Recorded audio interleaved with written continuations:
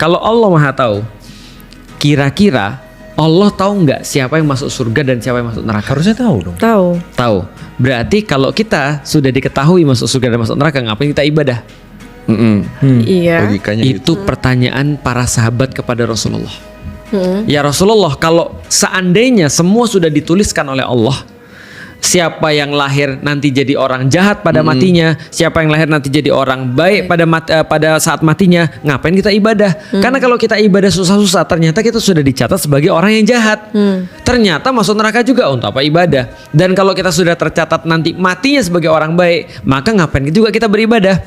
Karena sudah pasti nanti masuk surga juga. Rasul langsung membacakan surat Al-Lail.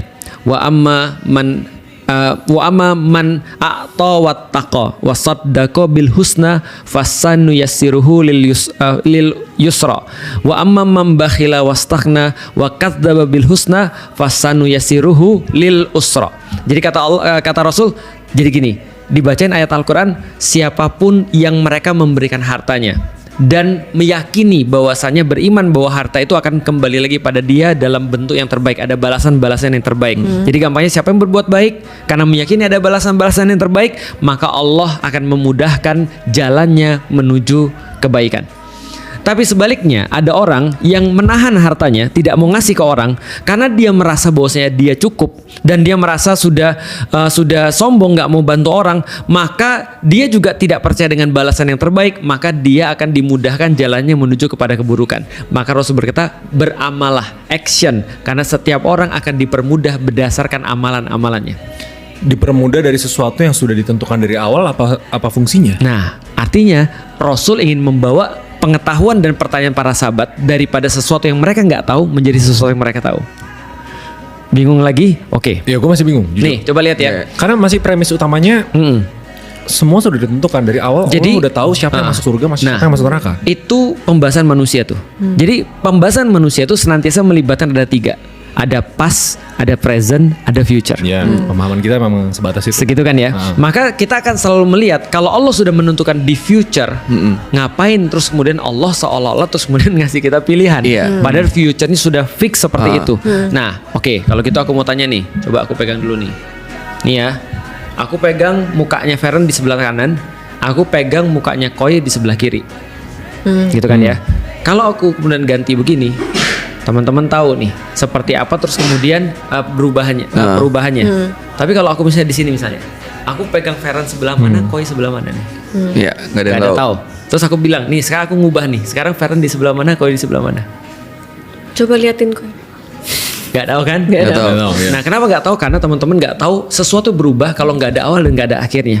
Iya. Nah, karena kita gak tahu, maka Allah bilang jangan dipikirin. Karena begitu kita mulai mau membahas tentang pengetahuan Allah, maka kita pasti memakai cara manusia. Iya, itu. Maka tidak bisa tidak apple by to apple. Contoh kayak gini. Ini ada yang menarik lagi nih. Lihat nih ya. Gimana cara lu menjelaskan? Oh, bukan gini. Handphone. Oke.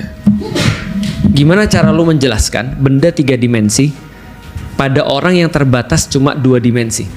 Ya. Ada orang di 2 dimensi nanya sama aku, Lik, handphone tuh bentuknya kayak apa ya? Dia 2 dimensi nih. Aku tahu yang dia lihat cuma 2 dimensi doang. Kalau nggak bentuknya begini, gitu kan ya? Kalau nggak bentuknya begini, atau bentuknya begini, atau bentuknya seperti apa? Oke, gampangnya gini. Oh, aku punya cara. Aku bilang, mana cahaya? Pinjam handphone dulu dong. Ada nggak? Hidupin ininya dong. Hidupin lampunya. Kacanya dicopot. Hidupin lampunya. Oke. Lihat ya. Andai kan dia di mati lampunya. Oke. Andai kan dia di 2 dimensi. Aku bilang gini. Nih, inilah bentuk handphone. Yang dia lihat apa? Bayangan. Inilah bentuk handphone. Oh gitu, handphone. Jadi dia cuma persegi? Enggak sih, nih. Ini bentuk handphone. Hah? Kok berubah? Kok berubah jadi tipis? Enggak sih, gini sih handphone. Aneh banget. Gini sih handphone. Yang dia lihat apa? Aneh banget. Terus kita mau menjelaskan bentuk handphone kayak apa? Nggak bisa. Ini di luar pemahaman kita. Padahal itu kan itu baru 3 dimensi ke 2 dimensi. Bayangin, kita bukan hanya 3 dimensi. Kita ada satu lagi namanya waktu. Berarti ada time, ada space. Time and space ya. Itu kan ya. Nah, bayangin Allah jelasin kepada kita bahwasanya Dia Maha Tahu. Contoh kayak gini. Kok berubah-berubah terus sih kata orang 2 dimensi tadi? Lu tahu gak sih bentuk handphone kayak apa? Gue tahu bentuk handphone kayak apa. Kok berubah-berubah terus sih? Yang fix dong kayak apa? Ini fix dari tadi gak berubah-berubah nih. Tapi mereka bilang nggak berubah-berubah dari tadi. Nah, lu bayangin Allah mau ngasih tahu dia Maha Tahu. Di titik satu lagi dia mau ngasih tahu dia, pengetahuanku yang Maha Tahu tidak menjadikan Anda tidak punya kuasa untuk memilih, karena aku juga ngasih kepada kalian kuasa untuk memilih. Tapi karena kalian tidak tahu ujungnya seperti apa, jadi jangan sok tahu. Beramallah, itu kata Rasul.